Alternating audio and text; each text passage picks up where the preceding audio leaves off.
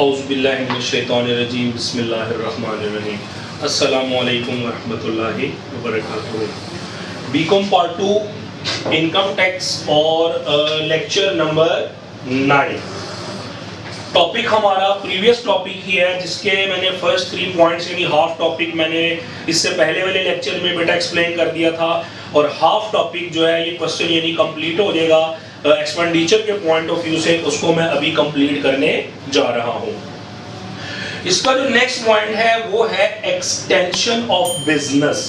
Extension का मतलब होता है कि जब आप फैलाना चाहते हैं, बढ़ाना चाहते हैं, ठीक है, अपना सेटअप इंक्रीज करना चाहते हैं, तो जब आप ऐसा एक्सपेंडिचर करते हैं कि जिस एक्सपेंडिचर की वजह से आपका जो बिजनेस है, उस बिजनेस का जो कैपिटल है, उस बिजनेस का कैपिटल पहले की निस्बत अगर इंक्रीज कर जाता है, बढ़ जाता है, तो ऐसे एक्सपेंडिचर को हम कहेंगे कैपिटल एक्सपेंडिचर। मिसाल के तौर पर आप कंपनीज के बारे में बखूबी आगाह हैं कि कंपनीज जब उनको पैसों की जरूरत होती है, जब एक नई कंपनी बनती है बेटा, तो वो कंपनी शेयर्स इशू करती है जनरल पब्लिक को थ्रू प्रॉस्पेक्टस। जो विलिंग लोग होते हैं वो अपनी विलिंगनेस शो करते हैं, ठीक है, कि हमने इस कंपनी के शेयर परचेज करने हैं, तो वो क्या करते हैं, उसमें इन्वेस्टमेंट कर देते हैं। अब एक एग्जिस्टिंग कंपनी है जो ऑलरेडी शेयर्स इशू कर चुकी है, लेकिन उस कंपनी ने अपने फर्दर शेयर्स इशू करने हैं और इस इशुएंस पर्पस के लिए वो कंपनी एक एडवर्टाइजमेंट देगी, एक एड देगी थ्रू इलेक्ट्रॉनिक मीडिया, ठीक है। इलेक्ट्रॉनिक मीडिया के जरिए वो कंपनी जब एड देगी, उस एड के ऊपर जो एक्सपेंडिचर आएगा वो एक्सपेंडिचर कैपिटल एक्सपेंडिचर कहलाएगा। यानी वो शेयर्स के ऊपर एक ही बार होगा, ना कि बार बार शेयर जारी करने के लिए किया जाएगा। इलेक्ट्रॉनिक मीडिया पे जितनी कॉस्ट आएगी एडवर्टाइजमेंट के ऊपर, वो जो कॉस्ट है एडवर्टाइजमेंट की वो कहलाएगी कैपिटल एक्सपेंडिचर। यानी कंपनी ने अगर पहले 5 लाख शेयर इशू किए थे और 10 का एक था तो 50 लाख बन गया। अब कंपनी मजीद जो है ना वो 5 लाख शेयर इशू करना चाहती है और 10 रुपए का एक है, 50 लाख पहले था और मजीद 50 लाख इशू करना चाहती है, तो ये 50 लाख जो मजीद कंपनी के पास कैपिटल आएगा, इस कैपिटल से कंपनी का बिजनेस एक्सटेंड कर जाएगा। लेकिन ये जो एक्सपेंस हुआ एडवर्टाइजमेंट के ऊपर मजीद 50 लाख रिटेन करने के लिए, ये एक्सपेंडिचर कहलाएगा कैपिटल एक्सपेंडिचर। उसके बाद है जी प्रिंसिपल ऑफ अर्निंग कैपेसिटी। जब हमने कैपिटल और रेवेन्यू एक्सपेंडिचर के दरमियान डिफरेंशिएट करना है, तो हमने एक बात ये भी याद रखनी है कि जो एक्सपेंडिचर हम कर रहे हैं, क्या इस एक्सपेंडिचर की इनकरेंस से, इसको इनकर्ड करने से बिजनेस की अर्निंग कैपेसिटी, जो आमदनी का जरिया है बिजनेस का, वो आमदनी इनकम लेवल हमारा पहले की निस्बत बढ़ रहा है या पहले की निस्बत कम हो रहा है। ऐसा एक्सपेंडिचर जिससे बिजनेस इनकम या बिजनेस का इनकम लेवल अगर पहले की निस्बत बढ़ जाता है, वो एक्सपेंडिचर हमारा कहलाता है कैपिटल एक्सपेंडिचर।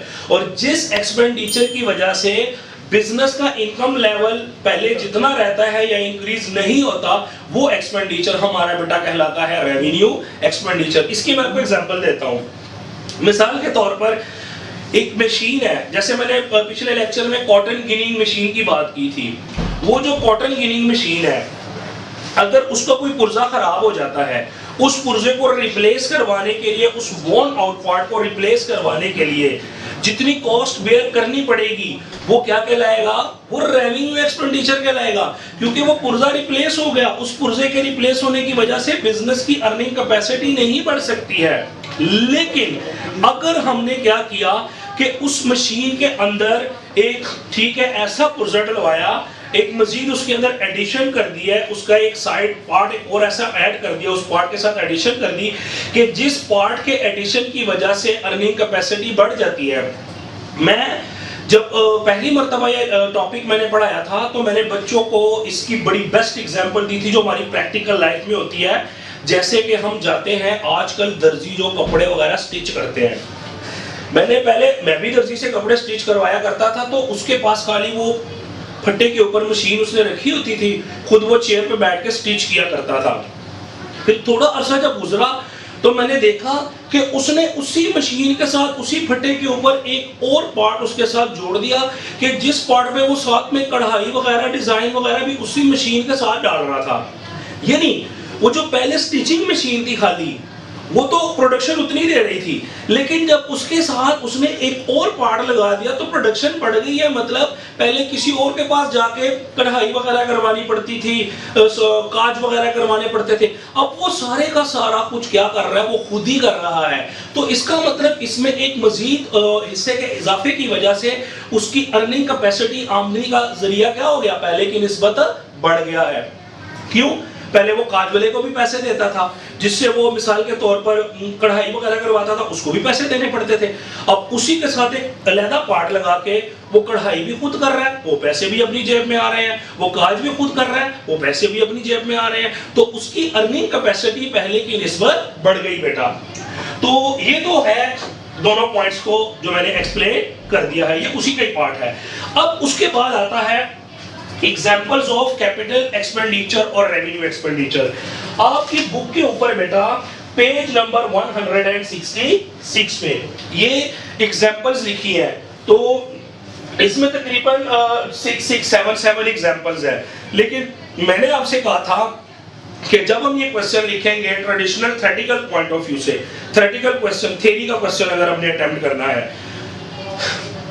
हम शुरू से कैपिटल रेवेन्यू के बारे में बताएंगे, कैपिटल एक्सपेंडिचर रेवेन्यू एक्सपेंडिचर के बारे में बताएंगे। अगर एक्सपेंडिचर के हवाले से हमसे सवाल करता है, दो सवाल बनते हैं, मैंने पहले लेक्चर में भी बताया था, या capital expenditure point of view से रिक्वायर्ड किया जाएगा या कैपिटल और रेवेन्यू रिसीट के हवाले से। दो चीजें हैं, रिसीट एक्सपेंडिचर। जो इसके बाद हमारा टॉपिक होगा वो रिसीट के रेलेवेंट होगा इंशाल्लाह। तो आप उसको एक्सप्लेन करेंगे, ये 5 पॉइंट्स एक्सप्लेन करने के बाद with the help of example, लेकिन एग्जांपल हमने शॉर्ट लिख लिया, ज्यादा लेंथ में नहीं जाना हमने, ठीक है। फिर हम लास्ट में क्वेश्चन को क्लोज करने से पहले हम एग्जांपल्स भी देंगे कैपिटल एक्सपेंडिचर की। आप इनमें से कोई सी 4 या 5 याद कर ले, ठीक है। 4 याद कर ले, 5 याद कर ले, 4 कर सकते हैं 4 कर ले, जो 5 कर सकते हैं 5। यानी एग्जांपल्स में आप, जैसे मैं एक एग्जांपल ले रहा हूं उसमें कि capital expenditure, cost of experiments, labs वगैरह में, लेबोरेटरीज में जो एक्सपेरिमेंट किया जाता है, किसी जैसे कोई थ्योरी है, उस थ्योरी को आगे प्रूव करना है आपने, ठीक है, with the support of evidence, तो आपको एक्सपेरिमेंट करना पड़ता है, तजर्बात करने पड़ते हैं। तजर्बात के ऊपर आपको पता है R&D, रिसर्च एंड डेवलपमेंट, तो R&D के अंदर बहुत ह्यूज कॉस्ट बेयर करनी पड़ती है बिजनेस को। तो बिजनेस ऐसा कोई खर्चा जो एक्सपेरिमेंट के लिए करता है, R&D पर्पस के लिए करता है, उसके ऊपर वो जो ह्यूज अमाउंट आती है, लेकिन अगर वो एक्सपेरिमेंट क्या होगा, सक्सेसफुल हो गया, तो उस एक्सपेरिमेंट के सक्सेसफुल होने के साथ उसका फायदा तो बिजनेस को आने वाले कई सालों में होना है। तो फिर ऐसा फायदा, ऐसा खर्चा जो अब आज आप करते हैं, अगर उसका बेनिफिट रनिंग बिजनेस में जब आपने फ्यूचर में करना है और आपको ज्यादा अरसे तक होगा, तो हम उसको कहते हैं कैपिटल एक्सपेंडिचर। तो कॉस्ट ऑफ एक्सपेरिमेंट्स हमारा ट्रीट होगा एज अ कैपिटल एक्सपेंडिचर। उसके बाद एग्जांपल इसमें बेशुमार है, और भी है, मैंने जस्ट एक लिया है, आप उनको रीड करेंगे तो आपको इंशाल्लाह ताला वो क्लियर हो जाएगी। एग्जांपल ऑफ रेवेन्यू एक्सपेंडिचर, इसमें जैसे rent paid for hired machinery. अब हमें मशीनरी की जरूरत पड़ जाती है, एक बिजनेस है, बिजनेस के अंदर अब कुछ मशीनरी तो अपनी है, वो तो फिक्स एसेट्स है। बाज़ वक़्त ऐसा होता है कि एक दिन के लिए या 2 दिन के लिए कुछ मशीनरीज वगैरह हमें आउटसाइड पार्टी से भी लेनी पड़ जाती है हायर किराए के ऊपर। तो वो एक दिन के लिए या 2 दिन के लिए जो हम किराए पे लेते हैं, वो हमारा एक्सपेंडिचर जो हम रेंट उसका पे करेंगे वो रेवेन्यू एक्सपेंडिचर होगा। जैसे मिसाल के तौर पर मैं आपको ये एग्जांपल दे देता हूँ कि जैसे ये अपना इलेक्ट्रिक जनरेटर्स है, ठीक है। एक बिजनेस को इलेक्ट्रिक जनरेटर की जरूरत पड़ गई है 1-2 महीने बाद, तो उसको पता है कि 1-2 महीने बाद ही उसको कभी पड़ सकती है, तो 1-2 महीने बाद पड़ सकती है जरूरत, तो वो इस जनरेटर को किराए पे ले लेता है और उसकी पेमेंट कर देता है। इस तरह और मशीनरीज है जिनकी कभी कभी जरूरत पड़ जाती है रेंट बेसिस के ऊपर, तो इसके ऊपर जो एक्सपेंडिचर होगा वो कहलाएगा रेवेन्यू एक्सपेंडिचर, क्योंकि ये एक्सपेंडिचर रिकरिंग नेचर का होता है। ये एक बार नहीं होता कि एक ही बार रेंट पे मशीन ले ली तो दोबारा नहीं लेनी पड़ेगी, नहीं, ऐसा नहीं हो सकता। बिजनेस में आपको बाद में भी लेनी पड़ सकती है। आई होप कि आप लोगों लोगों को क्लियर हो गया होगा। और ये आपका टॉपिक जो मुकम्मल हुआ है ये कैपिटल और रेवेन्यू एक्सपेंडिचर के हवाले से है। लेक्चर को बुक सामने रख के गौर से पढ़ना है, गौर से लेक्चर को सुनना है। जो आपकी कॉन्सिक्वेंसेस होंगी, ठीक है, कोई प्रॉब्लम है, कोई क्वेश्चन आपका रेज होता है तो आप वो ऑनलाइन सेशन में मेरे से डिस्कस कर सकते हैं। अपना ख्याल रखिएगा बेटा। अल्लाह हाफिज़ व रहमतुल्लाहि व बरकातुहू।